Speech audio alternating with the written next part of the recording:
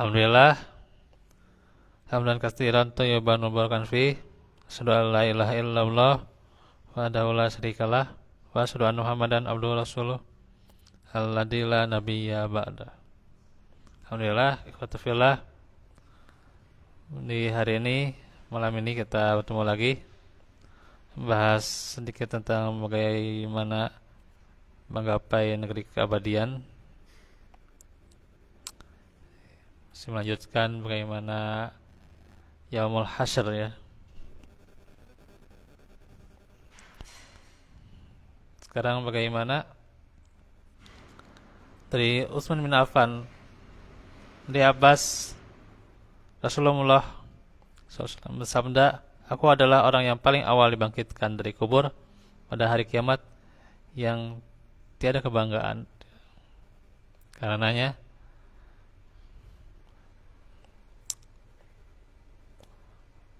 yakni dari kiamat itu nantinya akan ditampakkan ya, akan digiring bagaimana seseorang ketika digiring, diperlihatkan amalnya, terlihat bangga itu ya gitu. Nah, kebanyakannya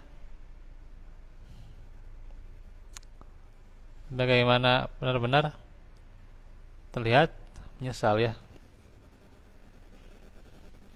Nanti ada kita bahas di sisi yang lain ya. Nah, sekarang bagaimana kondisi orang saat digiring? Yauma nahsyurul muttaqina ila rahmani wafda wa nasuqul mujrimina ila jahannama wirda. Ingatlah hari ketika kami mengumpulkan orang-orang yang takwa kepada Rabb yang Maha Pemurah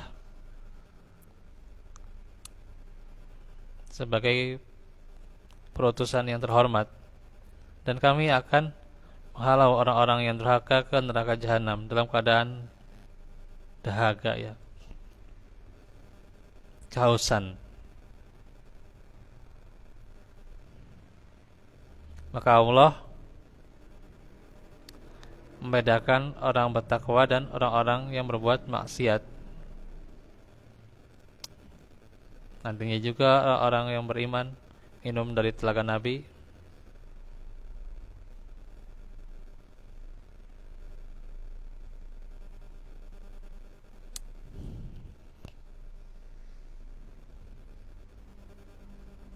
Nah, kemudian juga begitu dahsyatnya keadaan saat itu, sehingga yang dipikirkan hanyalah keselamatan dirinya sendiri, dan orang itu akan dibangkitkan sesuai dengan air hidupnya ya. Yubatsu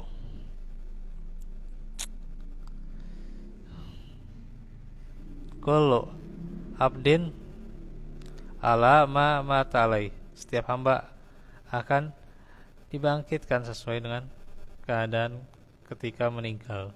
Muslim ya. Karenanya patut diperhitungkan ya, bagaimana nanti, gimana kita keadaannya, di posisi mana kita ketika meninggal ya. Karena nanti akan dibangkitkan sesuai dengan keadaannya. Orang yang sombong, yang merasa benar lebih tinggi dari orang lain dan menolak kebenaran, dikatakan dalam hadis bahwa pada hari kiamat orang-orang yang sombong akan digering dan dikumpulkan seperti semut kecil di dalam bentuk manusia. Kehinaan akan meliputi mereka dari berbagai sisi. Mereka akan digering menuju sebuah penjara di dalam jahanam yang namanya bulas. Api neraka yang sangat panas akan membakar mereka. Mereka akan diminumi nanah penduduk neraka, yaitu Sinatul Khobal, lumpur kebinasaan. Riwayat Bukhari. Ngeri ya. Karenanya orang-orang kafir dikatakan Wa man a'rada an dzikri fa inna lahu ma'isatan donka wa nahsyuruhu yaumal qiyamati a'ma. Qala rabbi lima hasyartani a'ma wa qad kuntu basira. Qala kadzalika atatka ayatina fanasitaha. Kadzalikal yauma tunsa. Dan barang siapa yang berpaling dari peringatanku, maka sesungguhnya baginya kehidupan yang sempit, dan kami akan menghimpunkan pada hari kiamat dalam keadaan buta. Berkatalah ia, ya Tuhanku, mengapa engkau menghimpunkan aku dalam keadaan buta, padahal aku dahulunya bisa melihat. Allah firman, demikianlah telah datang kepadamu ayat-ayat kami, maka kamu melupakannya, dan begitu pula pada hari ini kamu dilupakan. Insyaallah ya. Surah Taha ayat 124 sampai 126 gitu ya. Ya ini jangan sampai kita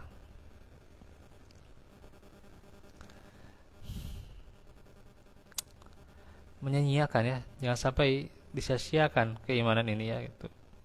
Karenanya jangan sampai seperti bagaimana orang kafir itu ya, yang mereka dihimpunkan nantinya dalam keadaan buta ya.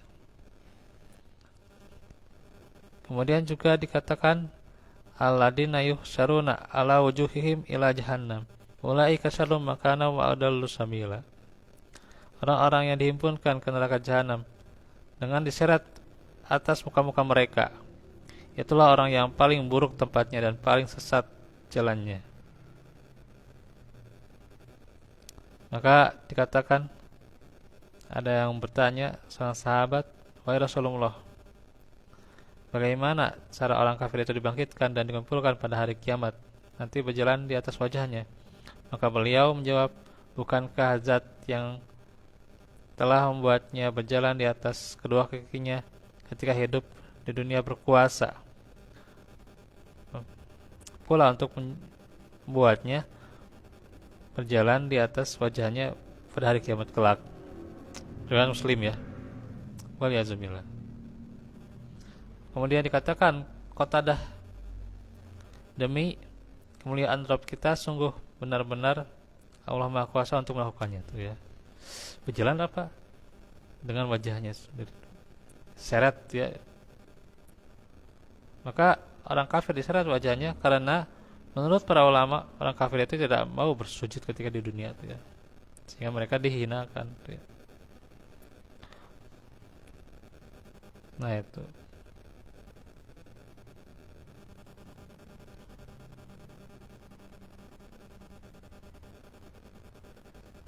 Nah, itulah keadaan manusia ketika dihimpunkan atau dikumpulkan. Nanti kita akan bahas lagi di kesempatan berikutnya.